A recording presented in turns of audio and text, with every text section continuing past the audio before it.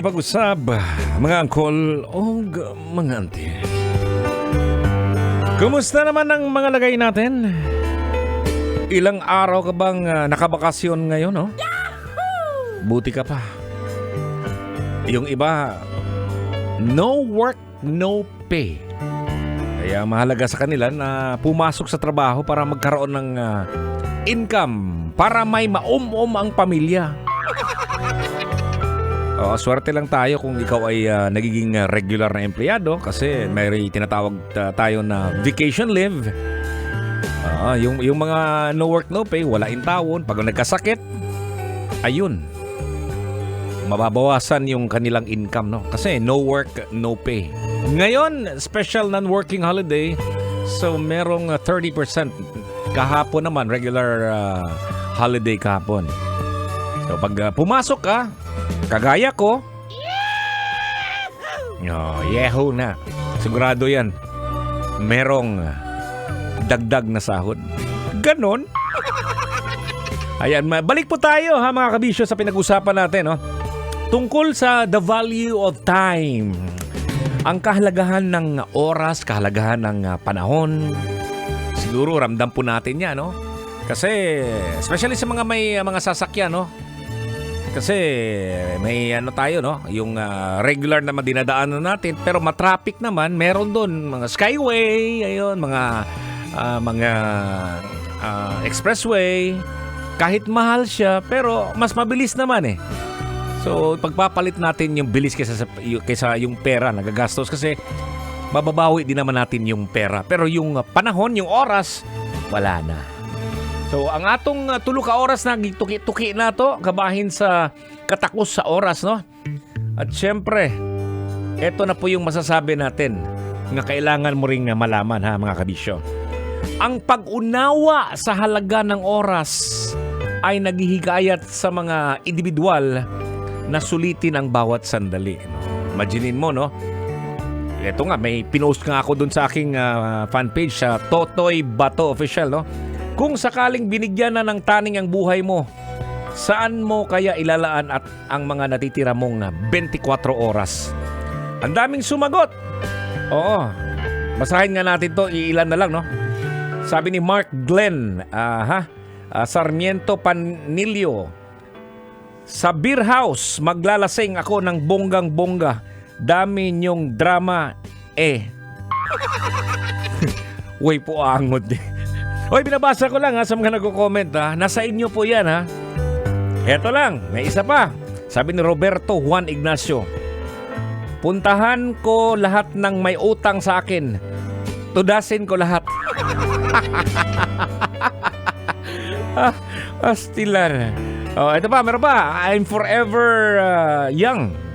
Sabi niya dito, bakit mo ba nasabi yan, Toy?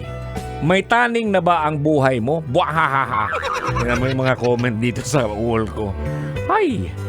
Sabi ni Merlito Tebes sa Cebu, mayong gabi, Idol Totoy, shoutout ko sa akong kauban nga ga-overtime. Si Jesse James Inabloy o Graven Ipogon. Kung ako ang buhaton ako na 24 hours syempre sa pamilya o sa Diyos, pangaralan ko ang aking pamilya na dapat laging connected to God hanggang sa huling hininga. Ecclesiastes 12 verses 1 to 14. Yan yun. Seryoso. Eto, sabi ni Regine Estera, yayain ko mag-beach kasi di pa ko nagbi-beach para happy ending. Ay, nako. Pinapatawan niyo ako.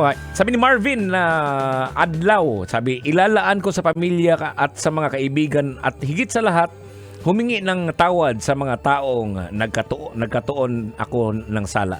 Tama naman din, no? At least kahit paano, naghingi kang ng tawad. Ayan. May isa pa. Sabi ni Dennis Villahermosa, walang ibang masarap na pakiramdam kundi makasama ang mahal mo sa buhay hanggang sa huling hininga. Ayan. Sabi ni Tin, sa pamilya at friend ko, dapat din naman. Oo. Ayan. Sabi ni Dodong Moni, mahal sa buhay kay Mrs. at sa kids ko kahit war palagi, love pa rin deep inside. Dapat nga lang gano'n, no? Yan. Yun yung mga ilan sa mga nag-post sa aking fan page, no? na kung sakaling binigyan na ng taning ang buhay mo, saan mo kaya ilalaan ang natitira mong 24 oras? Yan yung sinasabi natin, no? So, yun, unahin ang kanilang mga aksyon at i-invest ang kanilang oras sa mga activities na naayon sa kanilang mga layunin, no? Halaga at pangkalahatang kagalingan.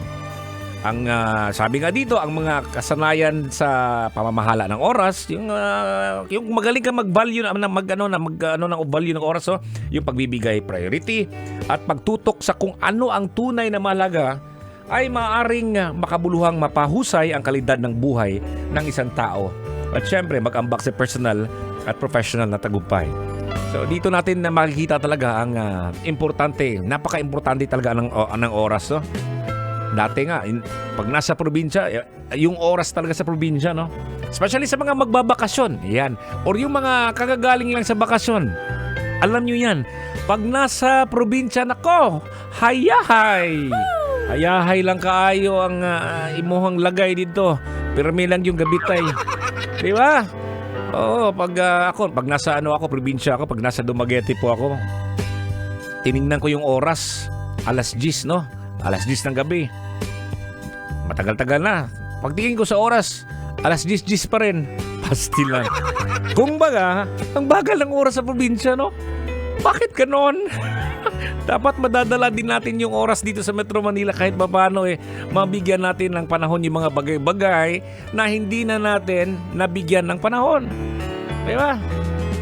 Pero di bale, sa mga kagagaling lang sa bakasyon or magbabakasyon, we have to value the time. Kaya titingnan po natin dito na siguro, no, if we look back, tingnan natin yung mga nagawa natin ng mga nakaraan, no? Sasabihin mo, nga to, no? Parang nasayang lang yung mga oras ko noon, eh. So, might as well, no? Ikaw ngayon, nga nakatutok ngayon, ikaw nakikinig sa radyo ngayon, o kaya sa social media ngayon, o kaya ikaw isang pasahero ni uncle driver, o ikaw isang security guard, siguro it's high time for you to budget your time at bigyan ng kahalagahan ng oras. Alam ko, mahalaga sa mga nagbabiyahe ngayon, no? Yung mga bumabiyahe, yung pagpapahinga pa lang, no? Napansin ko yan dito sa may CCP area, ha? Napansin ko sa mga taxi driver na in town, kaluoy, natulog. Oo, natulog. Hindi na ako magtataka kung bakit sila dito natutulog. Ha? Oh, tama. Kasi pag nasa bahay siguro, giyama-iyama rin yung bunganga ng asawa. Di siya makatug, di ba? Samantalang pag siya lang mag-isa dito na nakapark sa gilid, nakaangat yung paa sa may bandang manubela, tapos ang mga kumagko sa NTL, wala in tawon ka papedikyur. Mura na tawag, luy ang igtalanom.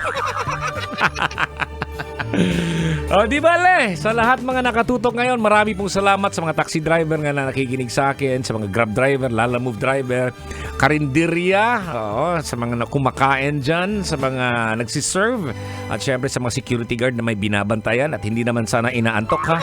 Ay kung iantok gali mo, lusion, magina ako ng inyong kigol. Diba? So, pag may trabaho po tayo, may ginagawa tayo, may extra time tayo.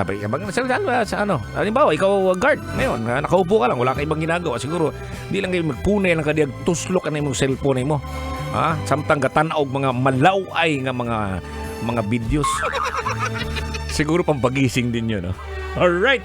So, maraming salamat at ito pa rin ang inyong bugtong idol, Totoy Bato. Bukas, mamaya pala, Friday na. And have a wonderful Friday weekend pa. Pasok na ba? May pasok na yung iba. Yung iba naka-extend pa rin. Okay, hanggang dito na lang po. Kasama niyo po ang mulusi sa inyong kigol. Kinigyapon si Totoy Bato. Amping mo, ha. Ingat po tayo. God bless.